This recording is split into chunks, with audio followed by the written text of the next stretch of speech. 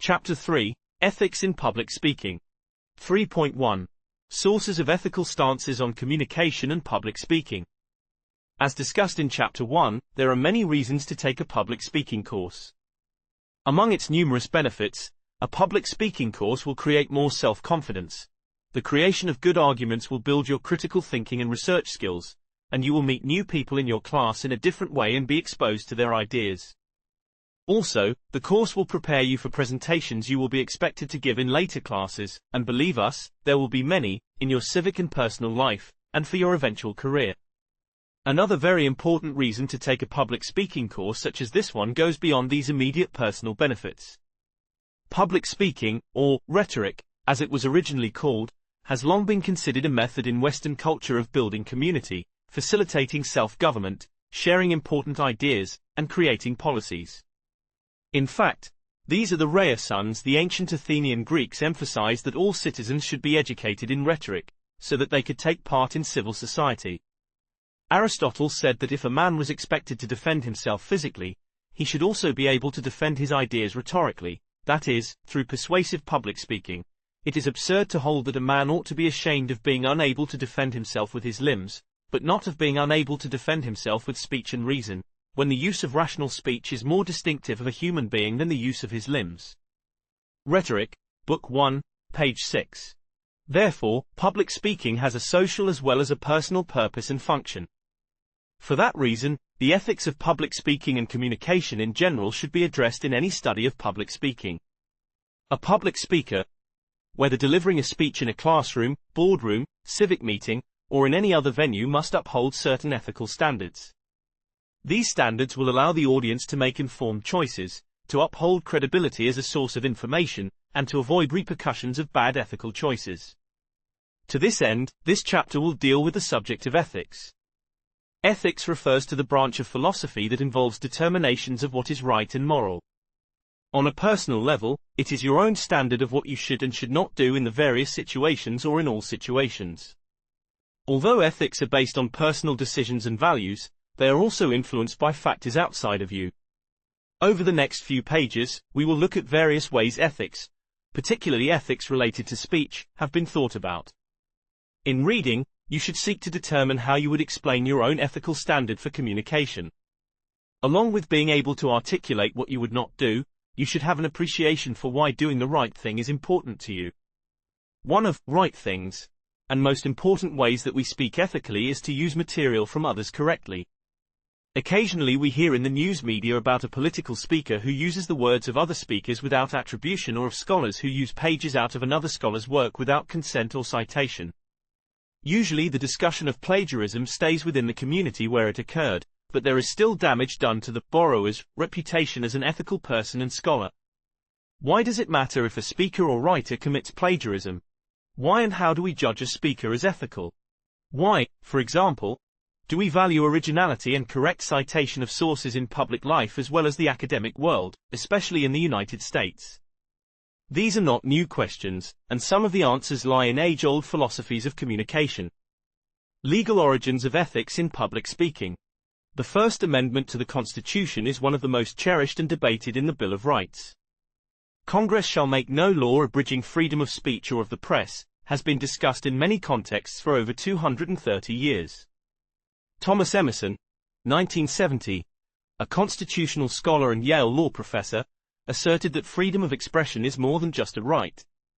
It is a necessity for having the kind of society we want as Americans. Although we think of freedom of the press today as referring to mass media and journalism, press here refers to publishing of books, magazines, or pamphlets by anyone. One of the bases of the First Amendment is an essay written by John Milton in the 1600s, Aere Pagitica. This essay on freedom of speech is where the phrases, free marketplace of ideas, and truth will arise from debate of all ideas, originated. Milton lived in a time when the King of England or Parliament could censor published material or speakers, either by keeping it from being published and distributed, later called prior restraint, by destroying the publications afterward, or by punishing the producers of the content, sometimes harshly. In the 20th century, freedom of speech has been generalized into a freedom of expression. This was especially true in the important Supreme Court cases on the First Amendment in the 1950s through 1970s. According to Emerson, 1970, such expression is important to our development as human beings individually and in a democracy. Thanks to these historical precedents, we can express ourselves freely in our communities and classrooms, keeping in mind ethical responsibilities to present serious, honest, factual, and well-supported speeches as a matter of respect to your listeners. Additionally, although the First Amendment to the Constitution is usually interpreted by the Supreme Court and lower courts to mean almost no restrictions on freedom of expression, there are a few instances in which the government is held to have a compelling interest in controlling, stopping, or preventing certain types of free expression. One of these instances has to do with threats on the life of the President of the United States, although threats of physical harm against anyone might also result in penalties. Another instance of restrictions on freedom of expression is in those cases where the speaker has the opportunity and means and likelihood of inciting an audience to violence. This is the old, yelling, fire, in a crowded theater, example. The government has also allowed local governments to have reasonable requirements to avoid mobs or public danger or to uphold community standards, such as permits for parades or limiting how many people can meet in a certain size of building. Reasonable is sometimes a matter of debate, as the extensive history of Supreme Court cases on the First Amendment shows. Another type of restriction on freedom of speech is defamatory speech, which is defined in the United States as a false statement of fact that damages a person's character, fame or reputation. It must be a false statement of fact. Statements of opinion, however insulting they may be, cannot be defamation under U.S. law. Under U.S. defamation law, there are different standards for public officials and private individuals. U.S. Department of State, 2013. With the internet and social media, these issues become more complicated, of course.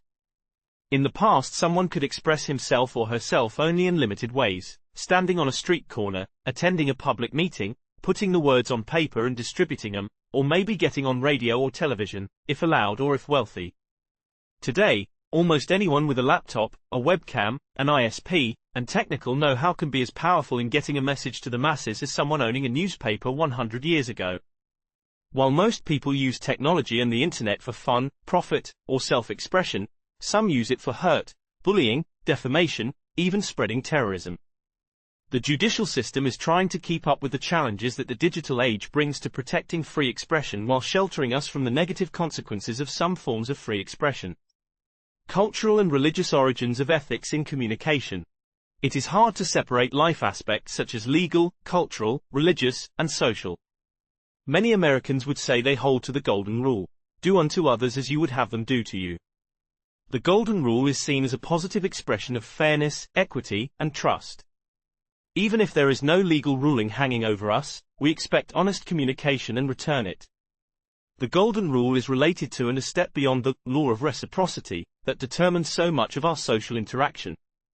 We also value straightforwardness, respect for the individual's freedom of choice, getting access to full information, consistency between action and words, taking responsibility for one's own mistakes, sometimes necessitating an apology and accepting consequences, and protection of privacy. We fear public humiliation and do not want to violate community norms. We also usually view ourselves as honest and ethical people. Most religions teach the value of truthfulness and that lying intentionally is wrong. The books of Proverbs, the Ten Commandments, the Mosaic Law, and Jesus Christ's teaching all point to the immorality of lying and the destruction lying brings personally and communally. Quranic teaching condemns lying, and Buddhism teaches that followers should not deliberately lie. Individuals internalize the norms of their cultures and religions and makes them work for him or her. Sometimes we try to find justification for times when we are untruthful, such as to smooth over relationships and say things that serve as social lubrication. Floyd, 2017. Upbringing and family teachings, religious values, experiences, peers, and just plain old gut reaction, as well as understanding of the First Amendment contribute to our ethical behavior. Philosophers and communication ethics. Philosophers throughout history have also written on the subject of communication and public speaking ethics. In fact, one of the first philosophers, Plato, objected to the way rhetoric was practiced in his day, because it made the worst case appear the better. In other words, the professional public speakers, who could be hired to defend someone in court or the assembly, knew and used techniques that could deceive audiences and turn them from truth. Aristotle responded to this concern from his teacher Plato in his work, Rhetoric. Later, Quintilian, a Roman teacher of rhetoric, wrote that rhetoric was the good man speaking well, meaning the speaker must meet the Roman Republic's definition of a virtuous man. In more modern times, English philosophers John Stuart Mill, 1806–1873, and Jeremy Bentham, 1748–1832, introduced utilitarianism, which presents the ethic of the greatest good for the greatest number. That is, whatever benefits the most people is right. A related philosophy, pragmatism, was first discussed by Charles Sanders Peirce, 1839–1914. Pragmatists judge actions by their practical consequences. Some ethicists would differ with the pragmatic position, claiming it supports an ends justify the means philosophy. When we say, the ends justify the means, we are saying that a generally unethical action, intentional misstatement of truth, withholding information, or taking any someone's freedom of choice, is ethical as long as something good comes from it. Many scholars of ethical communication would disagree with the ends justify the means philosophy. The philosopher Immanuel Kant, 1724–1804, proposed what was being called the categorical imperative. Act only according to that maxim by which you can at the same time will that it would become a universal law. To paraphrase, any behavior we engage in should be what we think everyone else on the planet should do ethically. In the 20th century, Jean-Paul Sartre and others called existentialists emphasized that the ability and necessity to freely choose our actions is what makes us human, but we are accountable for all our choices. Jürgen Habermas, a more recent scholar, emphasizes the equal opportunity for participation of the communication partners, Johannessen, Valde, and Wedby, 2008. This very brief overview of ethics in general and in communication specifically is designed to let you know that the best minds have grappled with what is right and wrong when it comes to expression. But what is the practical application? We believe it is adherence to the factual truth and respect for your audience. In this case, your classmates, peers, and your instructor. An individual might be guided by the categorical imperative approach, the pragmatic philosophy, the Judeo-Christian view of thou shalt not lie, and speaking the truth in love, Ephesians 4:15, the golden rule, freedom with accountability, or some other view. However, respect for your audience means that you will do your best to present factual, well-documented information designed to improve their lives and help them make informed, intelligent decisions with it. In addition to respect for the humanity, intelligence, and dignity of your audience, you should be conscious of two other aspects related to ethics of communication: credibility and plagiarism. 3.2 Credibility and Ethics. When Aristotle used the term ethos in the 5th century B.C.E. to describe one of the means of persuasion, he defined it as the wisdom, sagacity, and character of the rhetor. See Chapter 13 for more coverage of ethos and Aristotle's other artistic proofs. Modern scholars of communication and persuasion speak more about credibility as an attitude the audience has toward the speaker, based on both reality and perception, rather than an innate trait of the speaker. Audience members trust the speaker to varying degrees, based on the evidence and knowledge they have about the speaker and how that lines up with certain factors. Similarity. Does the speaker have experiences, values, and beliefs in common with the audience? Can the audience relate to the speaker because of these commonalities? Character. Does the speaker, in word and action, in the speech and in everyday life, show honesty and integrity? Competence. Does the speaker show that she has expertise and sound knowledge about the topic, especially through first-hand experience? And does the speaker show competence in her ability to communicate that expertise? Goodwill.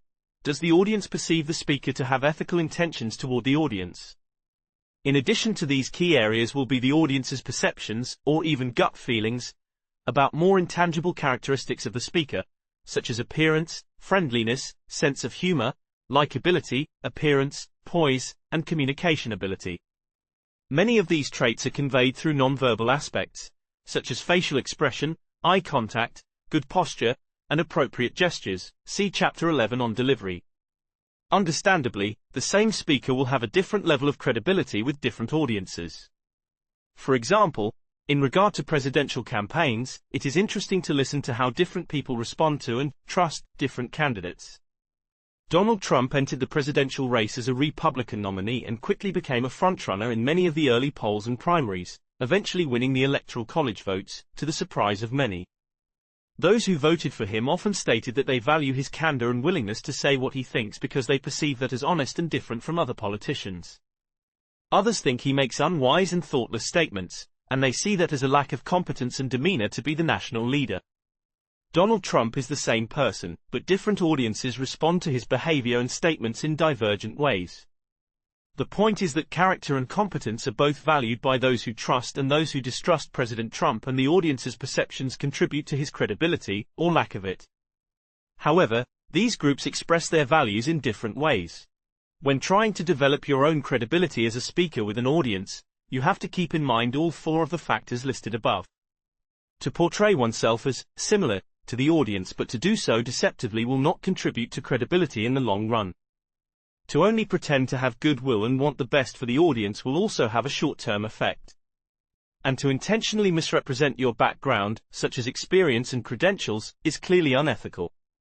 Not only does a speaker's level of credibility change or vary from audience to audience, it is also likely to change even during the presentation. These changes in credibility have been labeled as initial, derived, and terminal credibility. Initial credibility is, as you would imagine, the speaker's credibility at the beginning of or even before the speech. There are a number of factors that would contribute to the initial credibility, even such matters as the recommendation of the person who introduces the speaker to the audience. Any knowledge the audience has of the speaker prior to the speech adds to the initial credibility. The initial credibility is important, of course, because it will influence the receptivity of the audience or how well they will listen and be open to the speaker's ideas. Initial credibility can be influenced also by the perception that the speaker is not well dressed, prepared, or confident at the very beginning. Initial credibility is how you walk to the lectern and give your introduction matter. Derived credibility is how the audience members judge the speaker's credibility and trustworthiness throughout the process of the speech, which also can range from point to point in the speech. Perhaps you have seen those videos on a news program that show a political speaker on one pane of the video and a graph of the audience's response in real time to the speaker's message, usually noted as approval rating, as the politician speaks. This could be based on the perception of the speaker's presentation style, delivery, language, specific opinions or viewpoints on subjects, open-mindedness, honesty, and other factors. The point of the derived credibility is that credibility is an active concept that is always changing. Finally, terminal credibility is, as you would think, credibility at the end of the speech. The obvious importance of terminal credibility is that it would factor into the audience's final decision about what to do with the information, arguments, or appeals of the speaker, in other words, his or her persuasiveness. It would also determine whether the audience would listen to the speaker again in the future. The terminal credibility can be seen as a result of the initial and derived credibility. Terminal credibility may end up being lower than the initial credibility, but the goal of any speaker should be to have higher terminal credibility. From an ethics standpoint, of course, credibility should not be enhanced by being untruthful with an audience, by misrepresenting one's viewpoint to please an audience, or by pandering to an audience, flattering them. One of the primary attributes of credibility at any stage should be transparency and honesty with the audience. In conclusion, speaker credibility does not exist alone. It is supported by a number of factors, including Aristotle's other two traditional forms of persuasion: logos, logic, evidence, good reasoning, lack of fallacious arguments, and pathos, personal and emotional appeals. 3.3 Plagiarism. Although there are many ways that you could undermine your ethical stance before an audience, the one that stands out and is committed most commonly in academic contexts is plagiarism. A dictionary definition of plagiarism would be the act of using another person's words or ideas without giving credit to that person. Merriam-Webster, 2015. According to the student help website plagiarism.org, sponsored by WriteCheck, plagiarism is often thought of as copying another's work or borrowing someone else's original ideas. What is plagiarism? 2014. However, this source goes on to say that the common definition may mislead some people. Plagiarism also includes turning in someone else's work as your own, copying words or ideas from someone else without giving credit, failing to put quotation marks around an exact quotation correctly, giving incorrect information about the source of a quotation, changing words but copying the sentence structure of a source without giving credit, copying so many words or ideas from a source that it makes up the majority of your work, whether you give credit or not. Plagiarism exists outside of the classroom and is a temptation in business, creative endeavors, and politics. However, in the classroom, your instructor will probably take the most immediate action if he or she discovers your plagiarism either from personal experience or through using plagiarism detection, or what is also called originality checking software. Many learning management systems, perhaps such as the one used at your institution, now have a plagiarism detection program embedded in the function where you submit assignments. In the business or professional world, plagiarism is never tolerated because using original work without permission, which usually includes paying fees to the author or artist, can end in serious legal action. The Internet has made plagiarism easier and thus increased the student's responsibility to know how to cite and use source material correctly. Types of plagiarism. In our long experience of teaching, we have encountered many instances of students presenting work they claim to be original and their own when it is not. We have also seen that students often do not intend to plagiarize but, due to poor training in high school, still are committing an act that could result in a failing grade or worse. Generally, there are 3 levels of plagiarism: stealing, sneaking, and borrowing. Sometimes these types of plagiarism are intentional, and sometimes they occur unintentionally. You may not know you are plagiarizing. However, as everyone knows, ignorance of the law is not an excuse for breaking it. So let's familiarize you with how plagiarism occurs in order to prevent it from happening. Stealing. There is a saying in academia: if you steal from one source, that is plagiarism. If you steal from 12, that is scholarship. Whoever originated this saying may have intended for it to be humorous, but it is a misrepresentation of both plagiarism and scholarship. No one wants to be the victim of theft. If it has ever happened to you, you know how awful it feels. When a student takes an essay, research paper, speech, or outline completely from another source, whether it is a classmate who submitted it for another instructor, from some sort of online essay mill, or from elsewhere, this is an act of theft no better or worse than going into a store and shoplifting.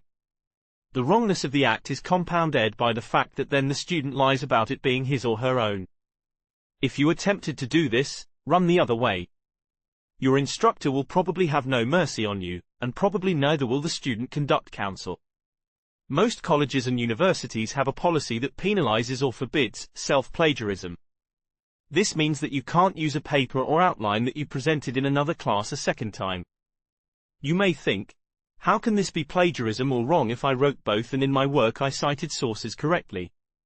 The main reason is that by submitting it to your instructor, you are still claiming it is original, first-time work for the assignment in that particular class.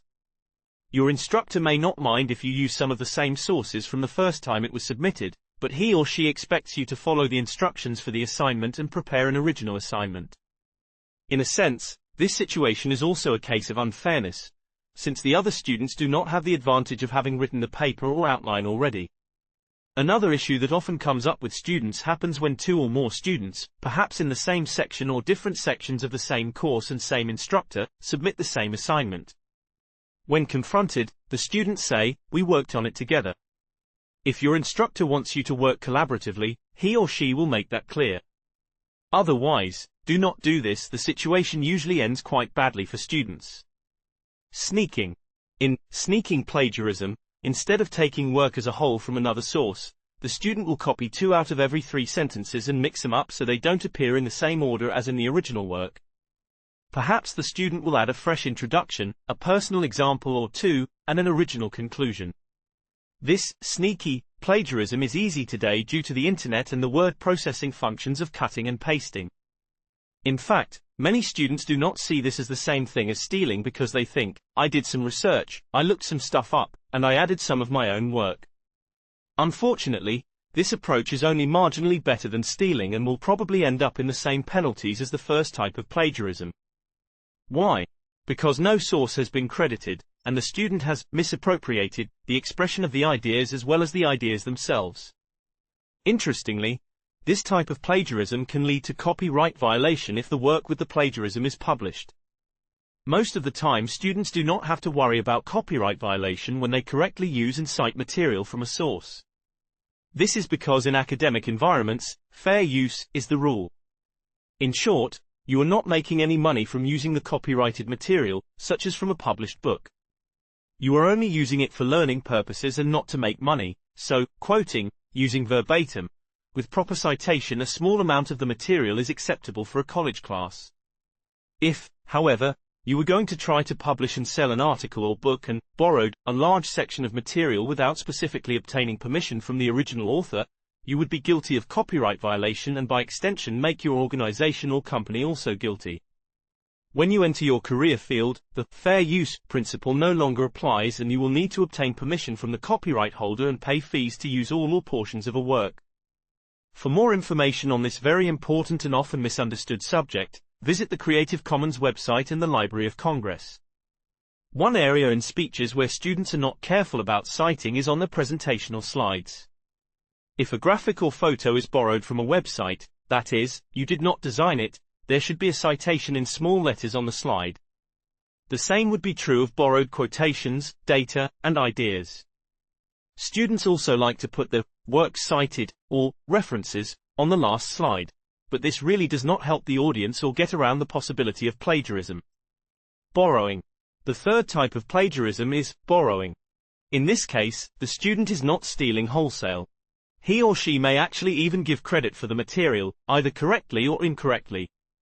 He might say, according to the official website of, or, as found in an article in the Journal of Psychology, Drive. John Smith wrote, "Sounds good, right?" Well, yes and no.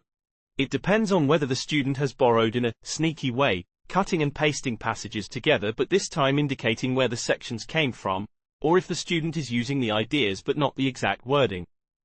In other words, has the student adequately, correctly, and honestly paraphrased or summarized the borrowed material, or just strung the sources together, with some according tos?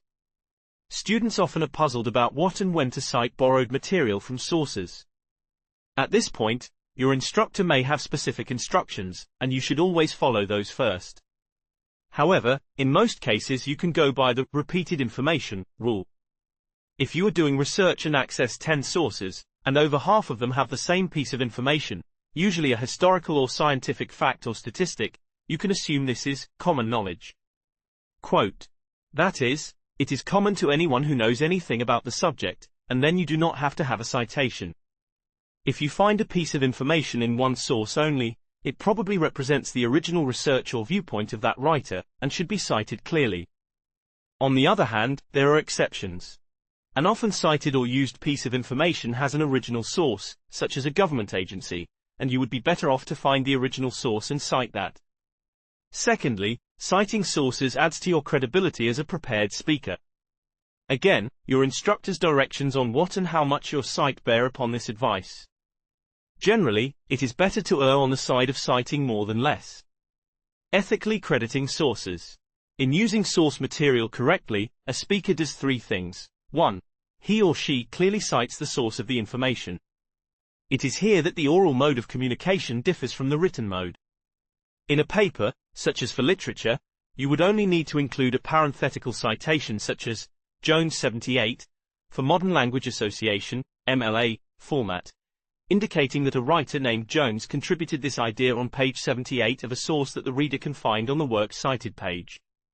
In a paper for a class in the social sciences, an American Psychological Association, ARPA, format citation would be Jones, 2012, or Jones, 2012, p. 78. The first would be used if you summarized or paraphrased information from the source, and second, with the page number, is used to indicate the words were quoted exactly from a source. Obviously, in that case, quotation marks are used around the quoted material. In both cases, if the reader wants more information, it can be found on the references page, ARPA, or works cited page, MLA. Note, this text and its examples use ARPA because the communication discipline is considered a social science. As with other advice, use the format your instructor directs you to use. A speech is quite different. Saying, according to Jones, p. 78, really does very little for the audience. They can't turn to the back of the paper. They don't have a way, other than oral communication, to understand the type of information being cited, how recent it is, the credibility of the author you are citing and why you think he or she is a valid source, or the title of the work. It is necessary in a speech to give more complete information that would help the audience understand its value. The page number, the publishing company, and city it was published in are probably not important. But what is important is whether it is a website, a scholarly article, or a book. Whether it was written in 1950 or 2010. And what is the position, background, or credentials of the source. So, instead of, according to Jones, p. 78, a better approach would be, according to Dr. Samuel Jones, head of cardiology at Vanderbilt University, in a 2010 article in a prestigious medical journal. Or, in her 2012 book, The Iraq War in Context, historian Mary Smith of the University of Georgia states that. Or, in consulting the website for the American Humane Society, I found these statistics about animal abuse compiled by the Society in 2012. This approach shows more clearly that you have done proper research to support your ideas and arguments. It also allows your audience to find the material if they want more information. Notice that in all three examples the citation precedes the fact or information being cited. This order allows the audience to recognize the borrowed material better. The use of a clear citation up front makes it more noticeable as well as more credible to the audience. 2. The speaker should take special care to use information that is in context and relevant. This step takes more critical thinking skills. For example, it is often easy to misinterpret statistical information, more on that in Chapter 7, or to take a quotation from an expert in one field and apply it to another field. It is also important to label facts as facts and opinions as opinions, especially when dealing with controversial subjects.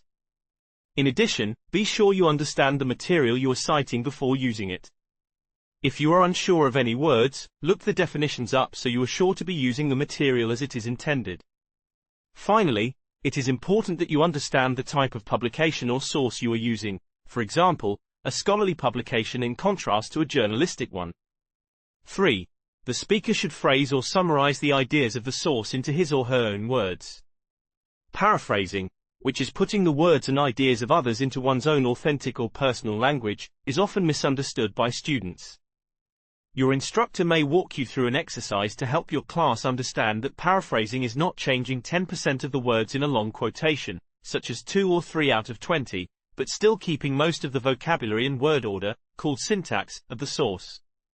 You should compose the information in your own voice or way of expressing yourself. In fact, you would be better off to think in terms of summarizing your source material rather than paraphrasing. For one thing, you will be less likely to use too much of the original and therefore be skirting the edge of plagiarism. Secondly, you will usually want to put the main arguments of a source in your own words and make it shorter. Here is an example of an original source and 3 possible ways to deal with it. Original information, posted on CNN.com website, October 31, 2015. The biggest federal inmate release on record will take place this weekend. About 6,600 inmates will be released, with 16,500 expected to get out the first year. More than 40,000 federal felons could be released early over the next several years, the U.S. Sentencing Commission said. The Sentencing Commission decided a year ago to lower maximum sentences for non-violent drug offenders and to make the change retroactive, with the inmate releases effective November 1, 2015. Sentences were reduced an average of 18%, the Commission said. Early release will be a challenge for the inmates as well as the judicial bureaucracy, Casares, 2015. With that as our original source, which of the following is truly paraphrasing? The CNN News website says the federal government is releasing 40,000 felons from prison in the next few years. According to a report posted on CNN's website on October 31 of 2015, the federal government's Sentencing Commission is beginning to release prisoners in November based on a decision made in 2014. That decision was to make maximum sentences for non-violent drug offenders shorter by an average of 18%. Over the next several years, over 40,000 federal felons could be let go. However, this policy change to early release will not be easy for the justice system or those released. The largest release ever of federal inmates will take place in early November. At first 6,600 inmates will be released, and then over 16,000 over the first year. The U.S. Sentencing Commission says it could release over 40,000 federal felons over the upcoming years because the Sentencing Commission decided a year ago to lessen maximum sentences for non-violent drug offenders and to make this happen for those already in jail. When the Sentencing Commission says that when it made that decision, the sentences were reduced an average of 18%. Early release will be a challenge for the felons as well as the judicial system. This came from a story on CNN News website in late October 2015. If you chose the second citation, you would be correct. The first version does not really interpret the original statement correctly, and the third choice imitates the original almost entirely. Choice 2, on the other hand, is in completely different language and identifies the source of the information clearly and at the beginning. This exercise may raise the question, should I always paraphrase or summarize rather than directly quote a source? There are times when it is appropriate to use a source's exact wording, but quoting a source exactly should be done sparingly, sort of like using hot sauce. You should have a good reason for it, such as that the source is highly respected, has said the idea in a compelling way, or the material is well known and others would recognize it. If you do, you should make it clear you are quoting them exactly by the way you introduce and end the borrowed material. Conclusion. As mentioned before, students often have not been trained to use source material correctly and plagiarize unintentionally. But like the old saying goes, ignorance of the law is no excuse. You will still be held accountable whether you understand or not, so now, in your early college career, is the time you should learn to cite source material correctly in oral and written communication.